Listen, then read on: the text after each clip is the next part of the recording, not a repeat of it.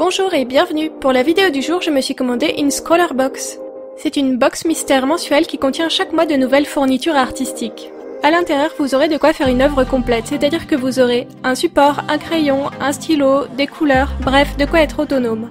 Et c'est parce que Scroller Box nous propose un petit challenge tous les mois. Ils glissent un thème dans la box et nous mettent au défi de le réaliser en utilisant exclusivement le contenu de leur box.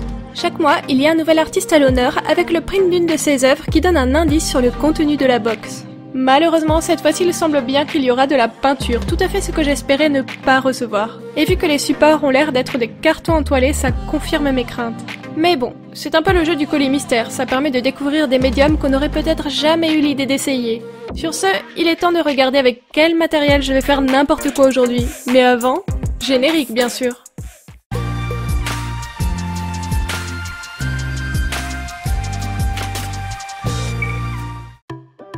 Après tant de suspense, retour au contenu du colis. Première chose que l'on découvre, le sticker de la marque aux couleurs de leur box du mois d'août. Puis la liste du détail des fournitures. Il y a un petit papier de correction. Scroller Box nous a prévenu que ce mois-ci, le crayon avait changé à la dernière minute à cause d'un problème de fournisseur. Bon, vu le contenu de la liste, évidemment, il s'agit de peinture, et plus précisément d'acrylique. Ce qui est encore mieux, vu que c'est le type de peinture que j'aime le moins. Ensuite, nous avons une carte qui est censée nous servir d'outil pour mélanger ou appliquer la peinture. Puis le traditionnel bonbon du mois pour me consoler du calvaire qui m'attend. Oui, je sais, la négativité chez moi, c'est naturel. On arrive enfin dans le cœur du sujet avec une première fourniture. Il s'agit d'un crayon de papier 2B par Faber-Castell. On continue avec un pinceau qui ressemble plus à un pinceau d'aquarelle que d'acrylique. À voir à l'utilisation comment il s'en sort. En tout cas, ça tombe bien, je manquais un peu de bons pinceaux. Et enfin, mon pire ennemi, 3 tubes d'acrylique. Nous avons du jaune citron, du cyan et du magenta. Honnêtement, je trouve que c'est peu. Un tube d'acrylique blanc, ça aurait été un bon complément, parce que là on sait déjà que notre peinture va être hyper saturée.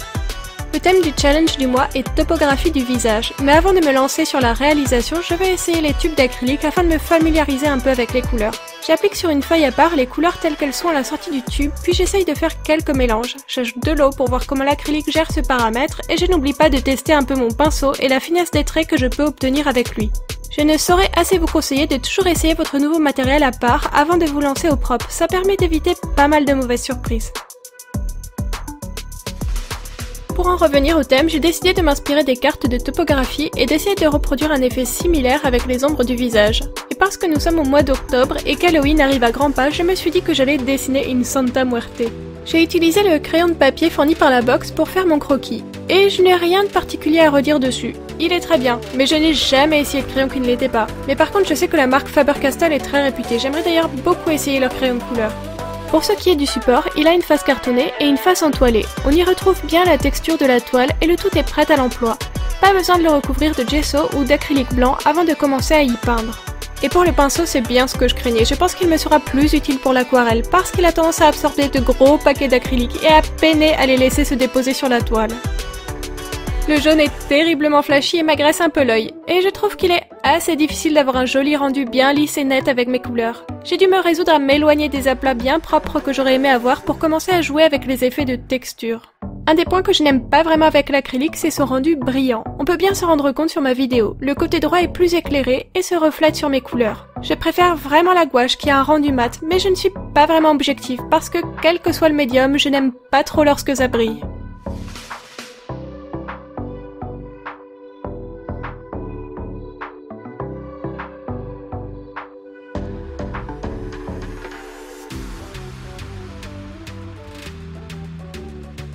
Il y a quelque chose qui me gêne avec cette box, c'est que j'adore le travail d'ancrage. Je trouve que sans contour, un dessin a rapidement un petit air d'inachevé.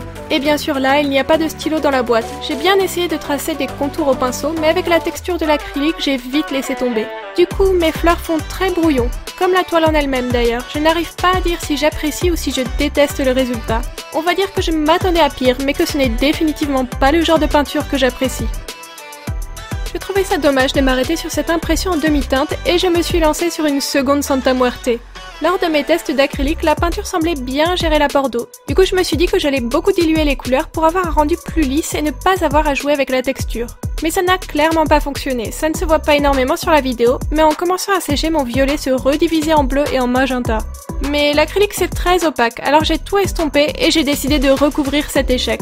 Pour mon recouvrement, je me suis dit que je ne devais pas essayer de contourner l'aspect texturé et qu'au contraire, j'allais jouer là-dessus. Au lieu de créer de larges aplats, j'ai décidé d'appliquer la peinture en faisant plein de gros points. C'est sans doute mon amour du néo-impressionnisme qui a eu envie de s'exprimer. Et franchement, j'aime bien le rendu. C'est une sirène que j'aurais dû dessiner car ça aurait fait de superbes écailles.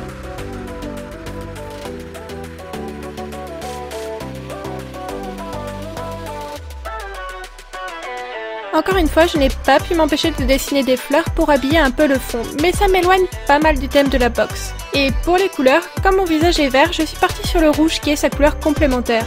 Habituellement, je ne joue pas forcément avec les couleurs complémentaires parce que j'ai tendance à préférer les camailleux de couleurs plutôt que les forts contrastes. Mais vu que la box ne comprenait pas de tube d'acrylique blanc pour adoucir un peu les couleurs, on va dire que j'ai joué à fond le jeu des couleurs vives et saturées. D'ailleurs, j'ai légèrement triché et ajouté une pointe d'acrylique blanche pour les yeux vu que j'en avais chez moi, j'espère que vous me pardonnerez ce petit écart. Je dois dire que je préfère largement ce deuxième essai de Santa Muerte, mais je n'éprouve toujours pas de plaisir ou d'affection particulière sur ce type d'ouvrage. Je ne suis pas objective, l'acrylique est un peu ma némésis, alors j'ai besoin de votre avis extérieur. Qu'est-ce que vous pensez de mes deux peintures? Est-ce que comme moi vous préférez les rendus plus propres et nets ou est-ce que vous trouvez un certain charme à ce type d'ouvrage? J'avoue que j'espérais vraiment découvrir autre chose à l'intérieur de cette scroller box. Je pensais être surprise et motivée par les fournitures et le défi du mois d'août, mais ça n'a pas vraiment été le cas. Malgré tout, j'adore le concept et c'est vraiment mon côté poisseuse qui s'est exprimé, car en regardant le contenu de leur box précédente, il y a des tonnes de box que j'aurais adoré recevoir. En tout cas, je vous remercie d'avoir regardé cette vidéo jusqu'au bout et j'espère que ça vous aura intéressé de me voir sortir de ma zone de confort. N'hésitez pas à me dire en commentaire si vous aimeriez me voir ouvrir d'autres colis mystères et en attendant, je vous dis à bientôt!